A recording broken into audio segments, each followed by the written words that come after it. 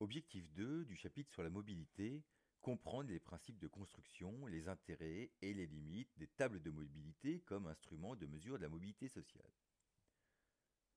Alors pour mesurer la mobilité sociale intergénérationnelle, on utilise des tables de mobilité.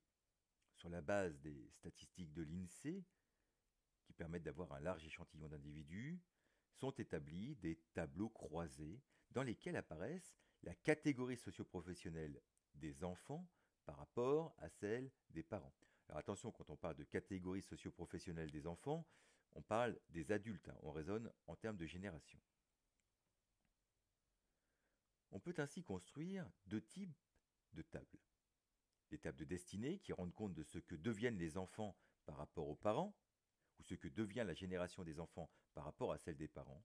Ainsi, 8% des enfants de pères ouvriers deviennent cadres et 32% deviennent ouvriers. Mais on peut aussi construire des tables de recrutement, qu'on appelle aussi tables d'origine, qui rendent compte de l'origine sociale des enfants. Par exemple, 58% des enfants ouvriers avaient un père ouvrier et 4% des enfants ouvriers avaient un père cadre. Ces deux tables permettent d'observer le degré de mobilité sociale. C'est pour cela qu'on parle de mobilité observée. C'est une mobilité qu'on observe. Mais ces deux tables permettent aussi de mesurer le degré d'absence de mobilité, ce qu'on appelle la reproduction sociale ou immobilité sociale. La reproduction sociale est mesurée par le pourcentage d'enfants qui deviennent la même chose que leurs parents, dans les tables de destinée, ou le pourcentage d'enfants qui ont la même origine que leurs parents, dans les tables d'origine ou tables de recrutement. La mobilité sociale, elle, est de trois types.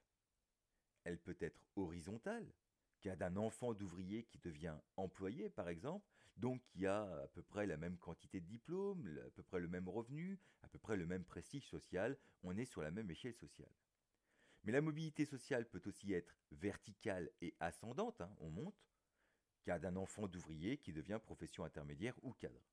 Et la mobilité sociale peut être verticale et descendante, on descend, cas d'un enfant de cadre qui devient par exemple profession intermédiaire ou ouvrier.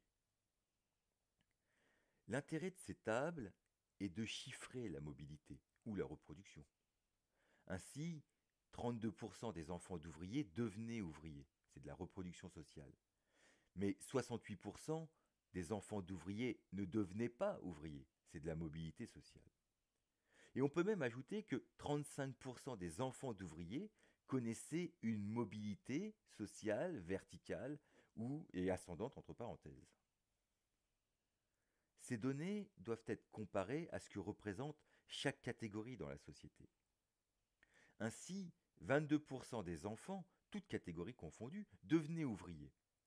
Mais 32% des enfants d'ouvriers devenaient ouvriers. Cette comparaison relativise la reproduction sociale ou la mobilité sociale. À titre de comparaison, 41% des enfants de cadres devenaient cadres, alors que dans la population, seulement 17% des enfants de la génération devenaient cadres. Donc on voit ici qu'il y a une surreprésentation des enfants de cadres qui deviennent cadres.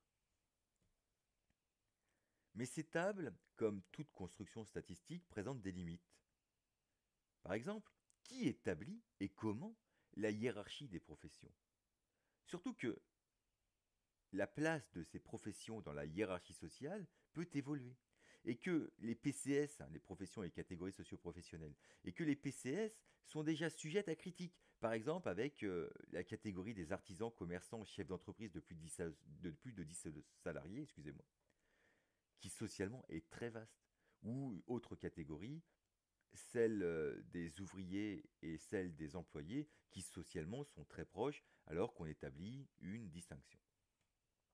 Autre question ou autre limite, pourquoi choisir la tranche d'âge des 35-59 ans pour faire les statistiques?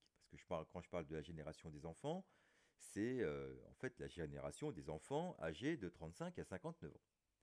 Autre question, comment mesurer la mobilité des enfants par rapport à leur mère, sachant que beaucoup étaient inactifs, en tout cas dans les statistiques encore actuelles? Autre question, doit-on étudier la mobilité des enfants ou distinguer celle des fils et des filles? Alors pourquoi cette question? Pour une raison très simple, c'est que beaucoup de fils deviennent ouvriers, mais très peu de filles deviennent ouvrières. Inversement, beaucoup de filles deviennent employées et beaucoup moins de garçons deviennent employés. Donc, est-ce qu'il ne faudrait pas distinguer les filles et les garçons? Mais si on distingue les filles et les garçons, est-ce que cela a un sens véritable dans une société démocratique ou égalitaire? Et puis, sachant que l'appréciation d'un individu sur sa place dans la société est subjective, peut-on mesurer objectivement la mobilité avec des PCS?